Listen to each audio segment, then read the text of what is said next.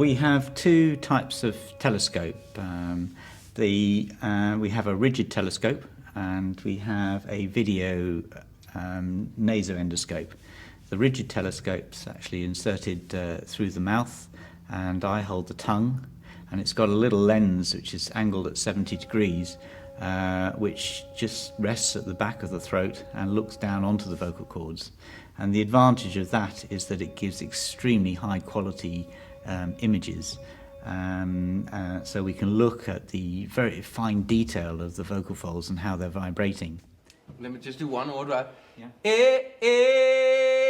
Is that clear Wonderful. enough? Okay, good. The other one is passed through the nose and gives very good images, but not quite of the same standard as the rigid ones. But the advantage of that is that we're not limited to vowel sounds. We can examine the singers when they're actually singing musical phrases, and we can and it's not so restrictive for the singer. And in some cases it's better tolerated.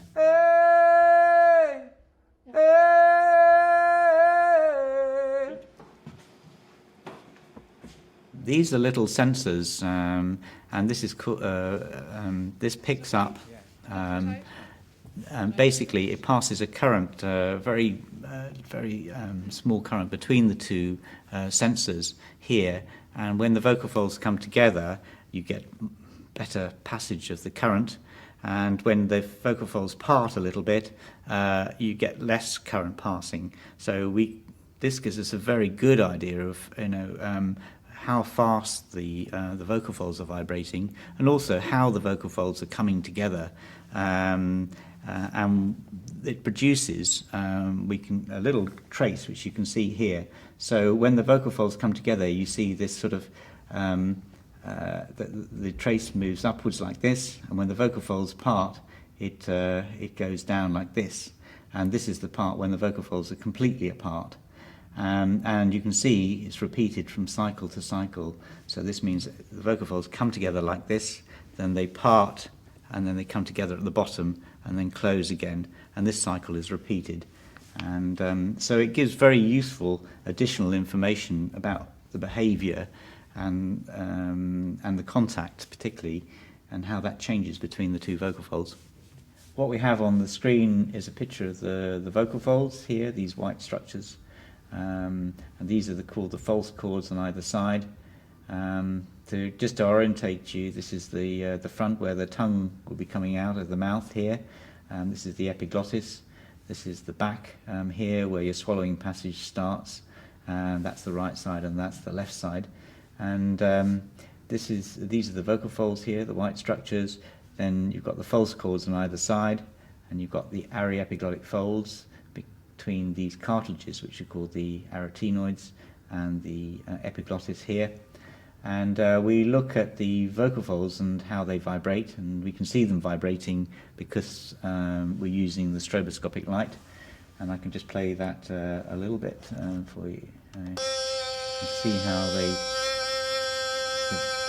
the vocal folds come together, and then they part and come together again here.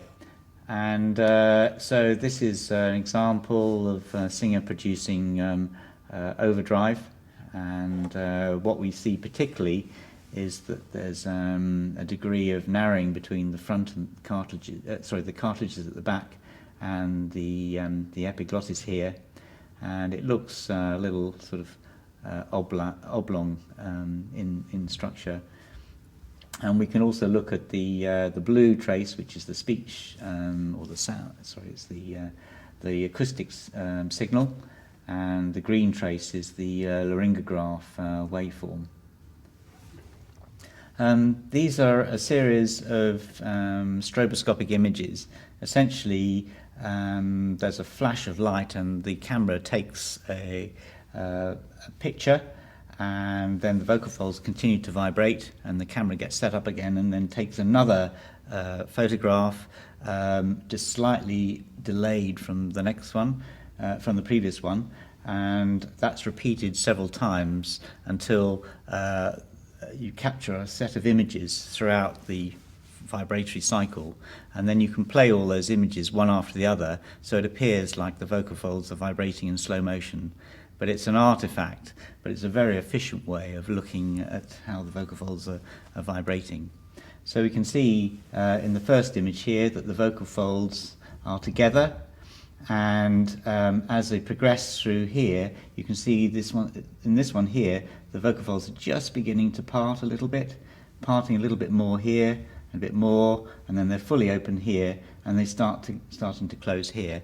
And you can see that if you run these images one after the other, then you can see the vocal folds vibrating. And if we make it a little bit bigger, you can see those 8 images are played one after the other and demonstrate the vibratory cycle. These are the basic images we use whenever we examine the vocal folds and we want to see how they're vibrating and whether there's anything on the vocal folds that's impairing that, certainly in a clinical situation where someone comes with a voice problem. But in this research context, we're looking at how the vocal fold vibration changes with the different modes and looking at the influence of the effects on the vibration of the vocal folds as well.